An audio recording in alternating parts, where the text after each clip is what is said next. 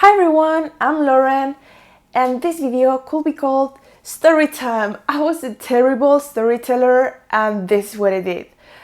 But in fact, what I'm actually sharing with you in this video is the magic formula of what to do if you're a terrible storyteller. Are you ready? So, long story short, I was raised in Madrid, in Spain, which is not Sevillanas fiesta and siesta as the most of the people think, but the typical huge city with loads of cars, noises, and public works. When I was done studying journalism in Madrid, I moved to the second biggest city of Norway, Bergen, which is nothing like a big scity. The huge buildings were replaced by mountains and the loud noises by silence. In addition, Norway in particular and Scandinavia in general have something very distinctive.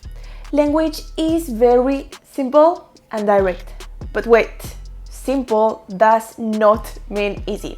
And an example of that is that the very first word I saw when I came here was hovedbrandstasjon, which basically means something like main fireman station. 3 words in one. Fair enough, right? So after living here for a while, I realized that I talked too much. In fact, way too much. I discovered that hello, how are you? Are you having a nice time? Could be simply replaced by hi. I also discovered that when someone asks you what time is it, the only thing they want to hear back is 12 o'clock. No comments and definitely no questions. I discovered that I was losing the attention of pretty much everyone as soon as I started to ramble. And to be honest, it didn't feel good. I had been writing my whole life. I loved to create and share stories. I had been working as a journalist and I suddenly discovered that I sucked at storytelling. And not because I didn't know how to tell stories, but because I didn't know how to adapt to my audience. And let me tell you that in the very first moment when you lose the attention of your audience, you're basically talking alone. So here's what I did. First, I thought I was useless and I will never ever be able to basically tell anything and make people interested in what I was sharing. As you can imagine, nothing happened. Then I thought that at some point someone will end up listening to me. And as you can imagine, nothing happened either. As I've said in several videos before, hope is a very bad strategy.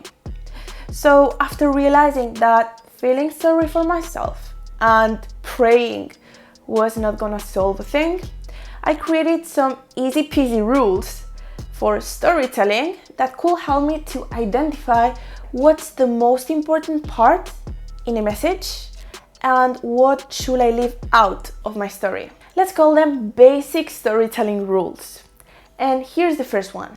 If I had to summarize what happened in a short sentence, how will I say it? If what I have to say is 100% clear with just that sentence, I just leave it like that.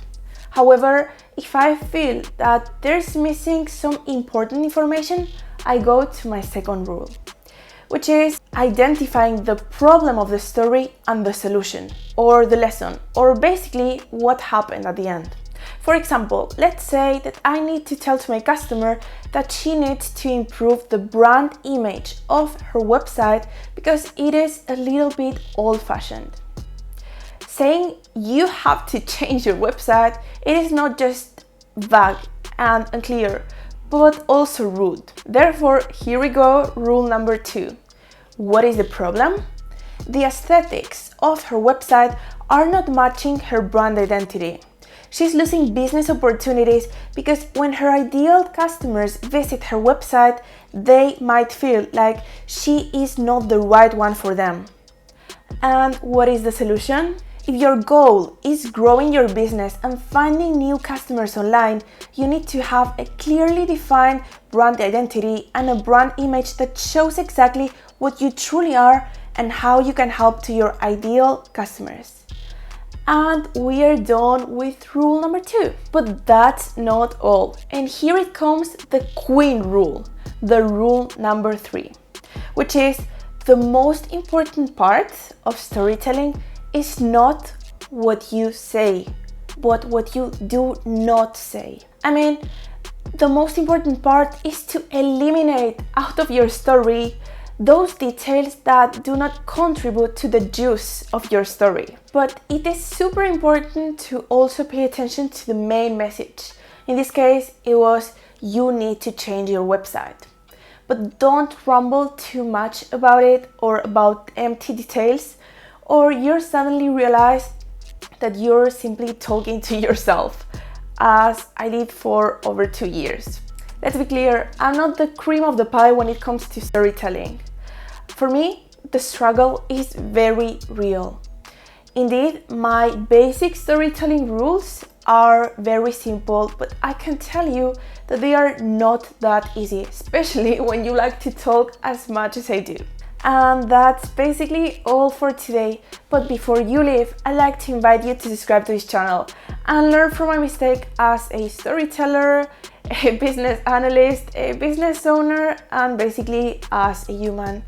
And if you're interested in more videos or tips about business strategy or marketing in general, the only thing you have to do is subscribe to this channel. You can also find free resources in our website, vickymark.com/resources, and you can get as many as you want for free. Thank you very much for watching this video. I hope to see you very soon, and I hope that my basic storytelling rules are super useful for you. Bye for now.